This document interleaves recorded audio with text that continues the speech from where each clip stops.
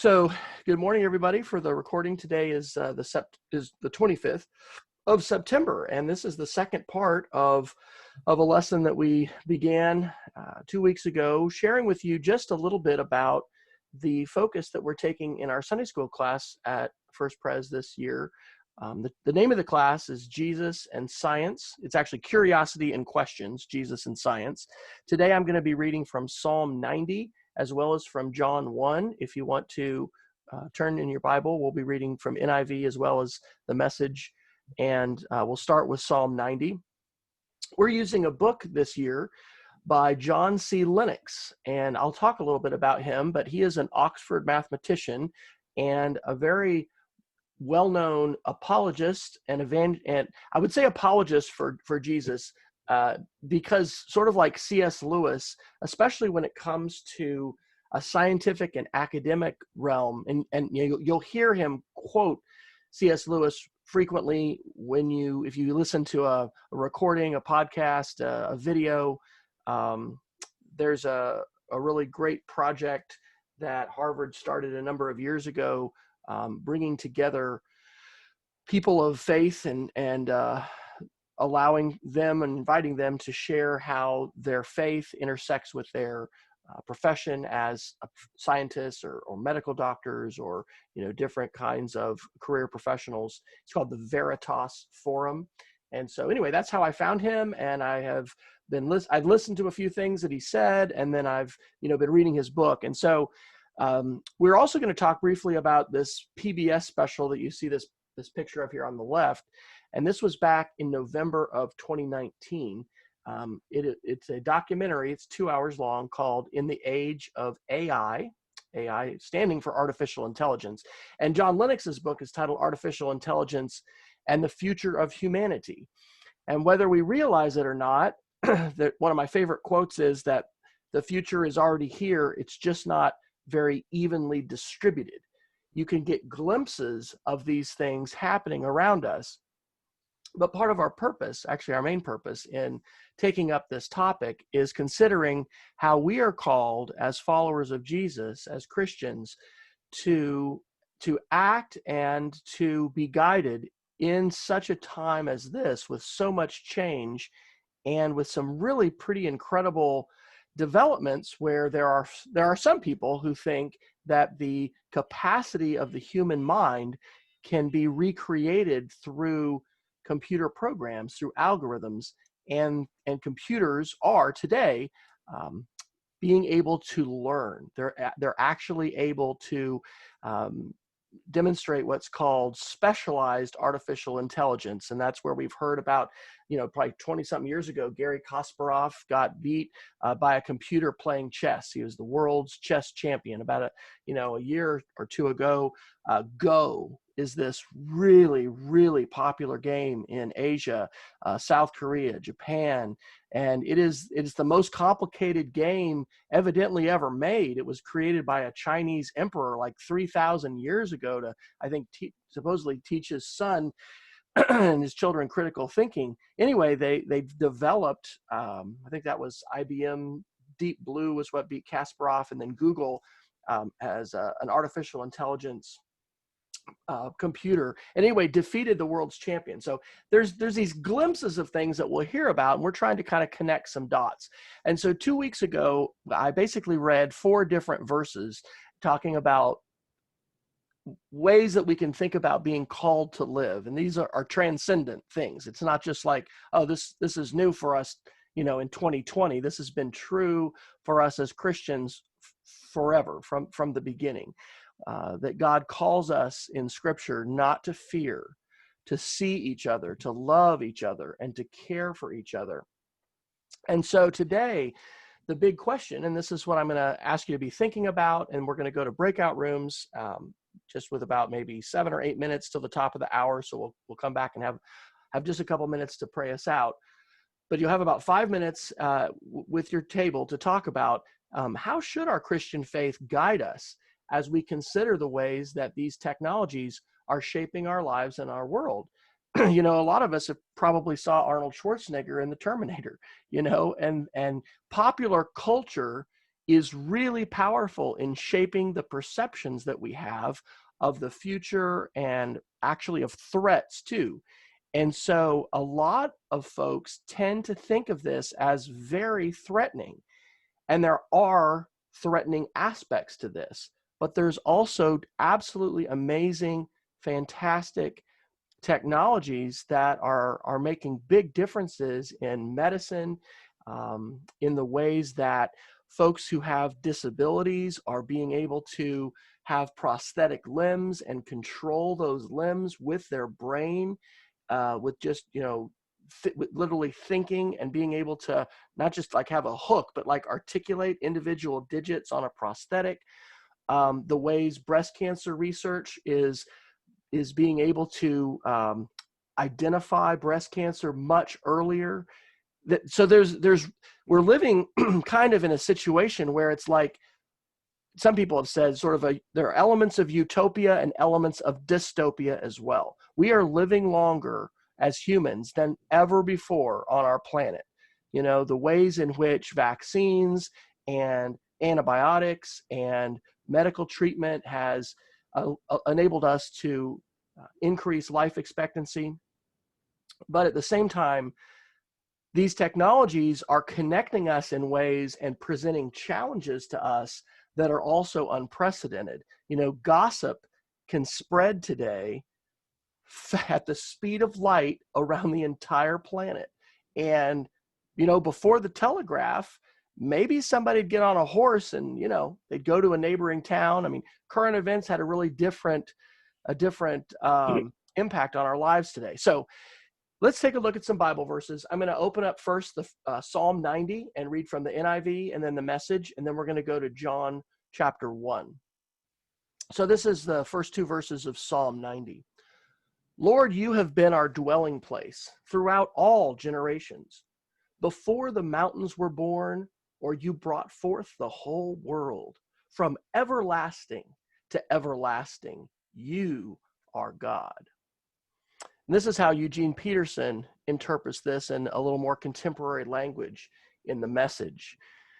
He writes, God, it seems you've been our home forever, long before the mountains were born, long before you brought the earth itself to birth. From once upon a time to kingdom come, you are God. And I think one of the ideas we get here from these verses is this clear picture of God being outside time. God is beyond time. We are not. We have all been born. We are all going to die. We are mortal and we have a finite human existence. Our spirit, we believe, does not end at death, and we have the opportunity to be joined with God. But God has always been. God did not have a starting point. God does not have an ending point. That's a pretty clear message here from Psalm 90.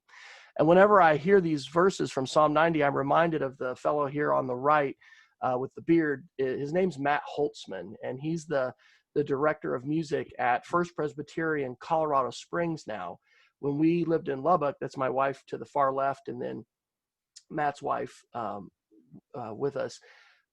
Matt was just starting his career as really in ministry and in music ministry at Westminster Presbyterian Church in Lubbock. And so a couple years ago, this was actually 3 years ago, September 24th. So, hey, that was, yesterday, 3 years ago, our family had a chance to go to Colorado Springs.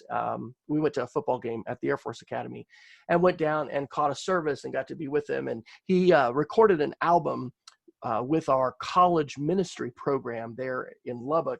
And the lead song is Psalm 90. It's on Amazon, and I'll email you guys these slides if anybody would be interested in any of these links. But anyway, that's sometimes you have a song that just sticks in your head. And so as I put these slides together, just not read those verses, I hear the musical rendition that Matt put together, which is pretty amazing. So a couple more verses, and this is from John 1, the first 5 verses. And these are our familiar verses as well. In the NIV, subtitled, "The Word Became Flesh." In the beginning was the Word, and the Word was with God, and the Word was God. He was with God in the beginning. Through him all things were made. Without him nothing was made that has been made. In him was life, and that life was the light of all mankind. The light shines in the darkness, and the darkness has not overcome it. And again, I'll read the Message for the same verses. The Word was first, the Word present to God, God present to the Word. The Word was God, in readiness for God from day one. Everything was created through him. Nothing, not one thing, came into being without him. What came into existence was life, and the life was light to live by. The life light blazed out of the darkness. The darkness could not put it out. So with those verses in mind, I want you to think a little bit about Christian faith and the intersection with a lot of this technology and rapid change, and even the prospect of people creating autonomous systems, meaning systems that are operating without human intervention. Doing things like approving loans for whether you should get a loan or not. That's happening today in China with systems that take into account thousands and thousands of different data points. Also, autonomous weapons. You know, we actually have on the DMZ, which is the demilitarized zone between North and South Korea today, we have robotic soldiers that have the ability to pull the trigger, to be able to fire a weapon. There have been some United Nations like conferences that back in 2015, when I was still teaching in Yukon, Oklahoma at Independence Elementary School, there was this global conference on killer robots. And what some people were trying to say is that we shouldn't give the authority over to robots to identify independently and autonomously a target and kill it without human intervention. There's a lot of ways that these issues are intersecting with our lives and with policy and the things that governments do. This is the fellow who wrote the book we're using to guide our conversations at the start of this semester, this academic Sunday school year. And John C. Lennox has a PhD in mathematics, and he is now at the University of Oxford, and he's written a number of books. One of them is called God's Undertaker, Has Science Buried God? He's debated one of the foremost advocates for atheism, Richard Dawkins. He's been pretty renowned for this kind of willingness to champion the cause of Christ and the truth of the gospel and the truth of the Bible, you know, in the face of some people who are not only agnostic in terms of not choosing, but strongly atheistic and aggressively attempting to defame God's name, to convince people that God does not exist, and even that God's terrible, you know, that God is not a loving God, and Jesus did not come in love to save the world, but that religion has really pretty much destroyed societies in so many cases. And so it's pretty fascinating, because you don't run across people that frequently, at least I don't, who are willing to engage in some of these kinds of discussions. And part of the whole reason why we're having this class, and I believe God has worked on my heart for a number of years about this, is we need to grapple with this stuff, because there's a lot of people who see an artificial choice, or not an artificial choice, but sort of a false choice, that either I choose, you know, science and medicine and atheism, or I have to embrace, you know, and I have to reject all that when I embrace Christianity and I embrace a saving faith in Jesus and believing in the resurrection of Jesus. These things can be compatible. And so John Lennox is one of a number of academics and people of faith who are trying to share the opportunity that we have for compatibility between an understanding and appreciation and a use of science, and how that intersects with technology and medicine. and our Christian faith. So I want to commend to you guys this documentary. This is free to see online. This is Frontline PBS. It's called In the Age of AI, and it's almost a year old. It came out in November of 2019. We have an Apple TV in our living room, and so we just have the PBS app, and that's how I watched it. I think I actually found it that way. But you can go online on a computer, on an iPad, and we've watched it in 2 parts. So I encourage folks actually on their own to watch it, and then in class I'm summarizing it. And a couple weeks ago we did the first half, and actually this Sunday we're going to be talking about the second half of the book of this documentary. It's broken up into 5 parts. Part 1 is called China Has a Plan. And I'm going to talk in a minute and show you a couple pictures, because I've been to China 4 times now since 2007. 3 times to the mainland and once to Hong Kong. And it is incredible, guys, how fast China has moved from this very closed, mostly agrarian society to a highly urbanized society, centralized, economic model for governance and for their version of capitalism. And so that's what that first section is. The second one is really the positive side.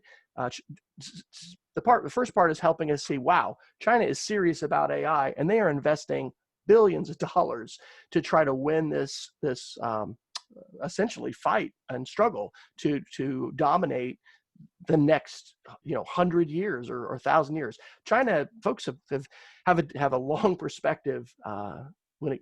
China is one of the oldest cultures that we have on the planet. And so part 2 is really the promise of what is being done really, well, what gives us hope, optimism, the good ways in which AI is impacting our world.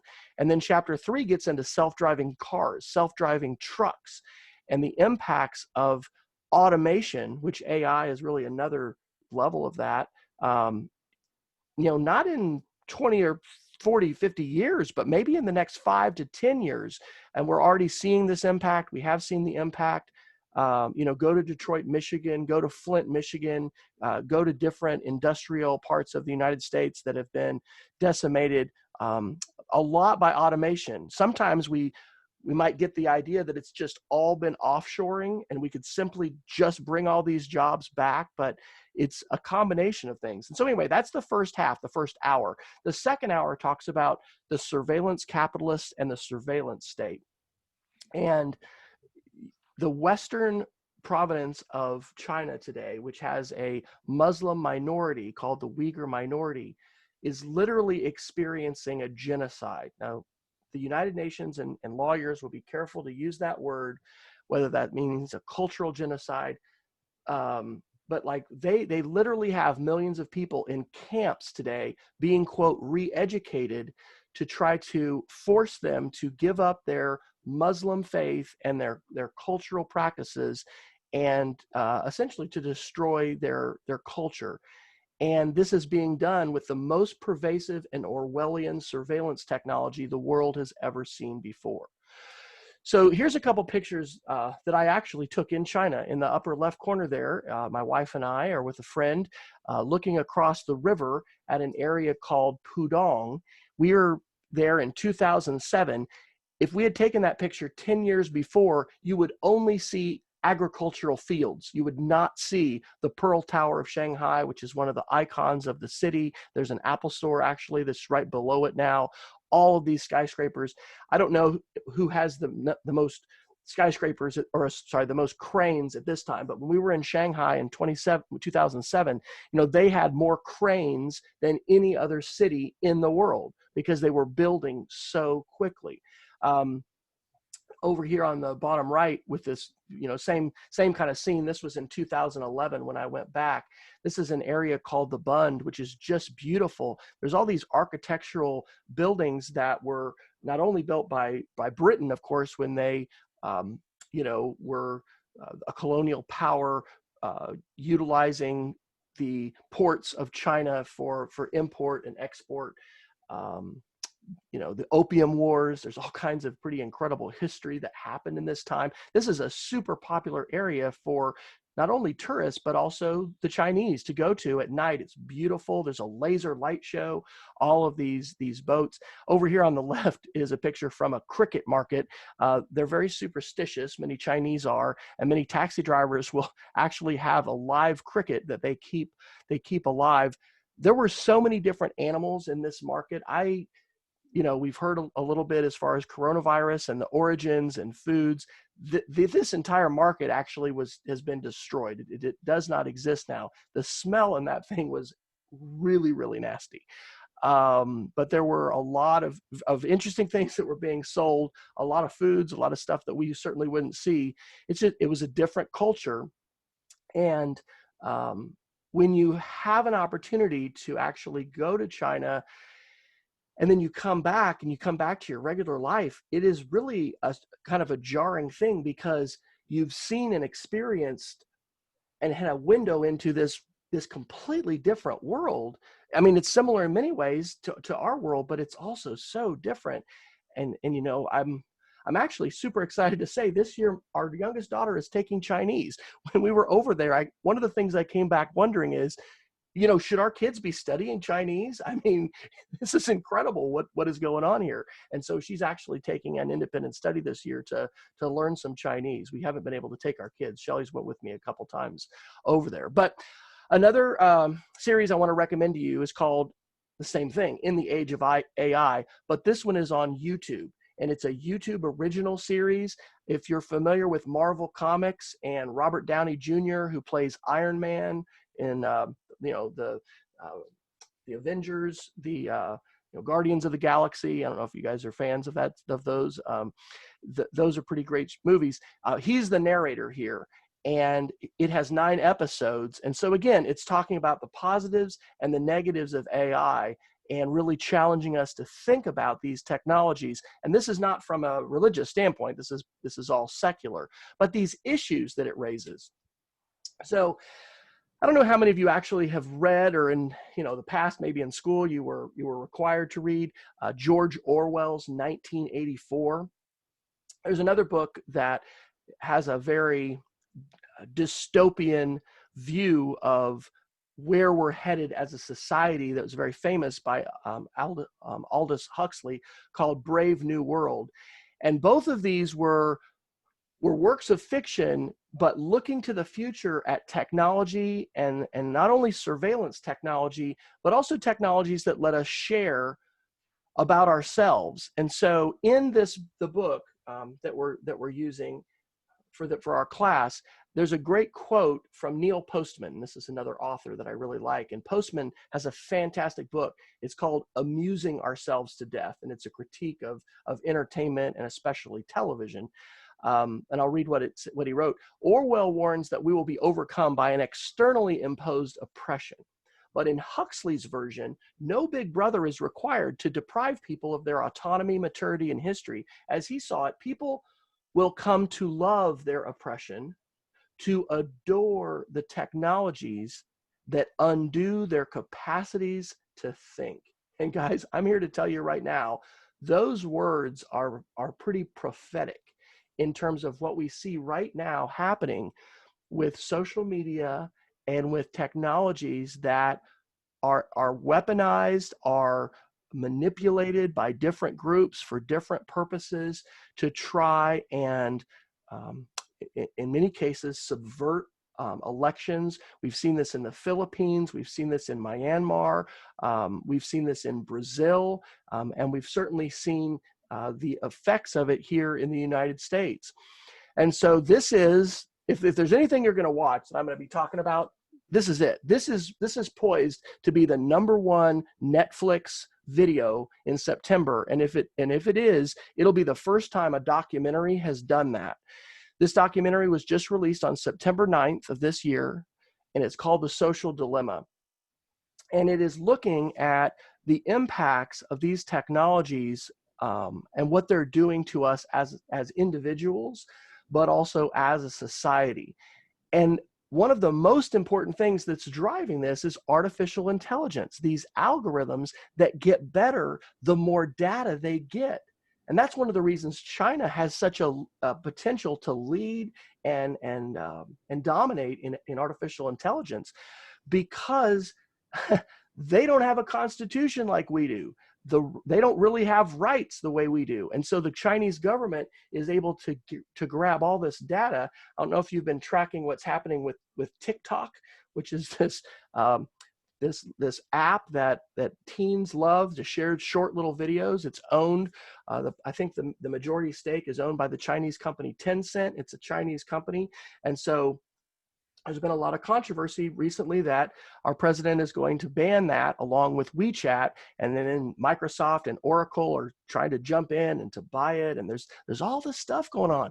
What's going on? Why are we having all this happen? Well, this is the fight for AI and the fight for who is going to control these kinds of technologies. There's also politics involved, right? Of course, and it's hard to kind of filter that. But there's real big important issues. So one of the places that you and I see AI today is in customized product recommendations, right? If you log into Amazon, you don't see the same screen I do, because it knows what you've bought, what you've clicked on, and it's not just based on what you did in Amazon. It's the stuff you did in Facebook. It's the stuff any kind of web pages. The web is constantly watching us and tracking us. But there's a lot of other places AI is visible today too. I don't know if any of you guys have a Tesla. I would love to buy a Tesla someday. I hope I will. I've gotten to sit in some Tesla showrooms out in Palo Alto, California.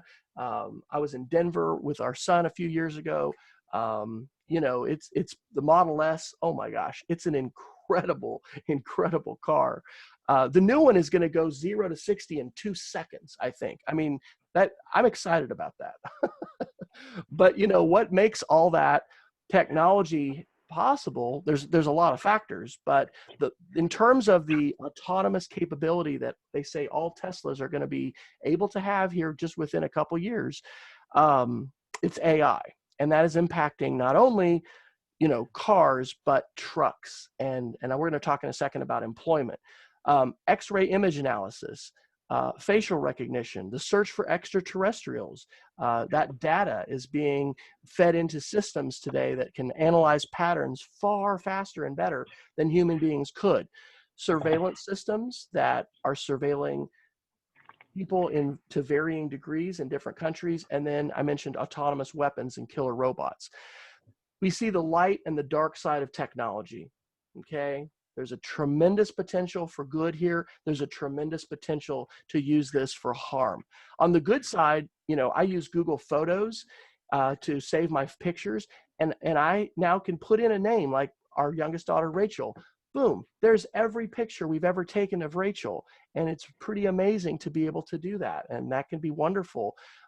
We have a little album now that comes up on our TV, on our Chromecast, and it's just pictures of our family. There's like 3,500 pictures in there.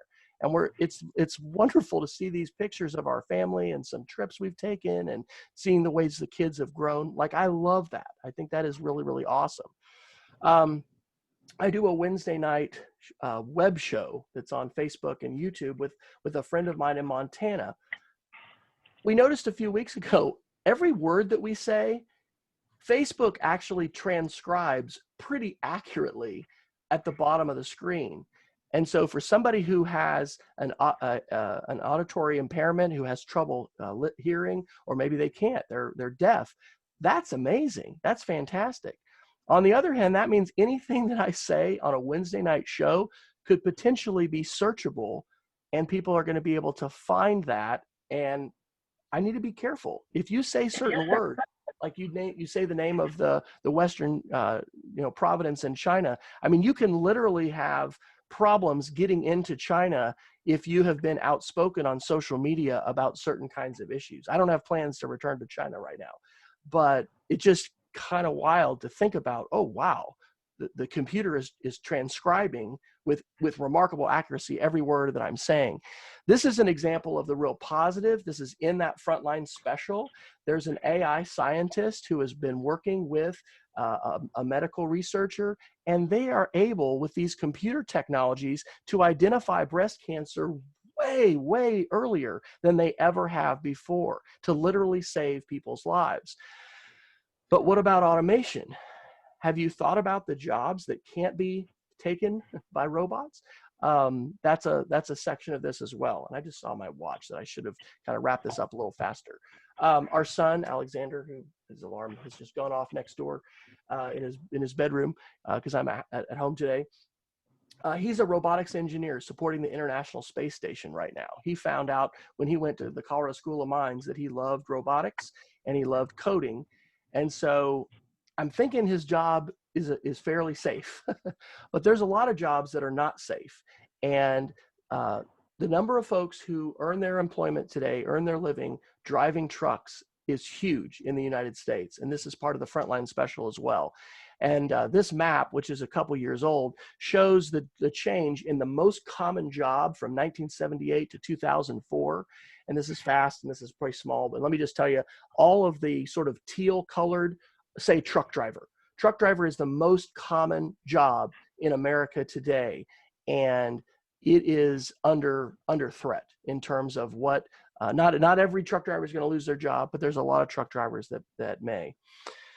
So are we headed to this, optimistic Star Trek sort of future? Or are we headed to some kind of dystopia? Where are we headed?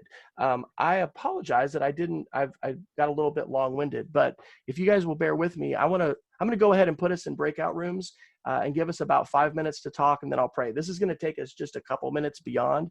And if you need to go, I totally understand. And again, I apologize that this happens to me sometimes and I get carried away talking. So here's what I want you to talk about. And I'm going to go ahead and stop my recording.